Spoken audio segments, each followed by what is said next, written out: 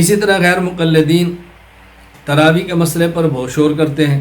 ہم کہتے ہیں کہ تراویح 20 رکعت ہے، وہ کہتے ہیں تراویح 8 رکعت ہے، اور 8 رکعت پہ بطور دلیل کے غیر مقلدین پیش کرتے ہیں صحیح بخاری کو کہ حضرت امام بخاری رحمہ اللہ روایت لائے ہیں، حضرت ابو سلمہ بن عبد الرحمن کہتے ہیں میں عائشہ رضی اللہ عنہ سے پوچھا کہ رسول اللہ صلی اللہ علیہ وسلم کی رمضان میں نماز کیسی تھی؟ آپ نے فرمایا رمضان اور غیر رمضان میں آپ 11 رکعت سے زائد نہیں پڑھتے تھے۔ ما کان یزید فی رمضان ولا فی غیر علی 11 رکعات یصلی 4 فلا تسأل عن حسنہن وطولہن ثم یصلی 4 فلا تسأل عن حسنہن وطولہن ثم یصلی 3۔ پہلے 4 پڑھتے، سلام پھیرتے، پھر 4 پڑھتے، پھر سلام پھیرتے، پھر 3 رکعت وتر پڑھتے۔ یہ دلیل۔ تو اس کا جواب ذہن نشین فرما لیں۔ پہلا جواب یہ ہے کہ اس حدیث میں رمضان اور غیر رمضان کا ذکر ہے، تراویح رمضان میں ہوتی ہے۔ معلوم ہوا کہ اس حدیث کا تعلق تراویح کے ساتھ نہیں، تہجد کے ساتھ۔ اور دوسرا جواب یہ ہے کہ محدثین کا مبارک طریقہ یہ ہے کہ جب وہ تہجد کا ذکر کریں تو قیام اللیل کہتے ہیں، اور جب وہ تراویح کریں تو قیام رمضان کہتے ہیں۔ یہ محدثین کا طرز ہے۔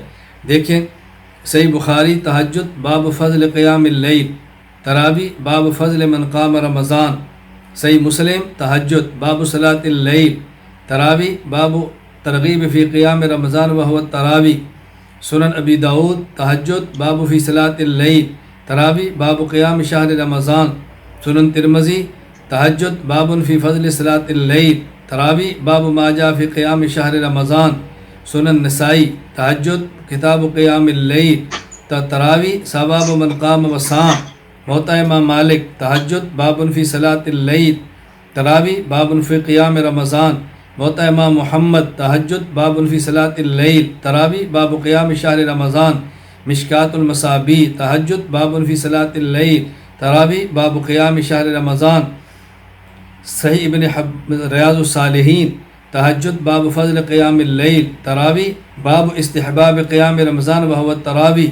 صحیح ابن حبان تہجد فصل قیام اللیل، تراویح فصل فی التراویح۔ مجمع الزوائد تہجد باب فی صلاۃ اللیل، تراویح قیام رمضان۔ سنن الکبریٰ للبیہقی تہجد باب فی صلاۃ اللیل، اور تراویح باب فی قیام شہر رمضان۔ جمع الفوائد تہجد صلاۃ اللیل، تراویح قیام رمضان والتراویح وغیر ذالک۔ قیام اللیل المروزی تہجد باب فی صلاۃ اللیل، تراویح قیام رمضان۔ بلوغ المرام تہجد صلاۃ التطوع اور باب التراویح قیام رمضان۔ دیکھیں ہم نے کتنی پیش کی ہے، اور یہاں امام بخاری رحمہ اللہ تعالیٰ بھی اس حدیث کو کتاب التہجد کے تحت لائے ہیں۔ معلوم اس کا تعلق تہجد کے ساتھ ہے، تراویح کے ساتھ نہیں۔ اب ممکن ہے کوئی اشکال کرے کہ حضرت امام بخاری رحمہ اللہ تعالیٰ تیسرا کے باب فضل من قام رمضان کے اندر بھی لائے ہیں، یعنی تہجد کے اندر بھی لائے ہیں، تراویح کے اندر بھی لائے ہیں۔ اس کا آسان جواب ہے کہ ہمارا مذہب یہ ہے کہ تہجد رمضان میں بھی پڑھے، رمضان کے علاوہ بھی پڑھے۔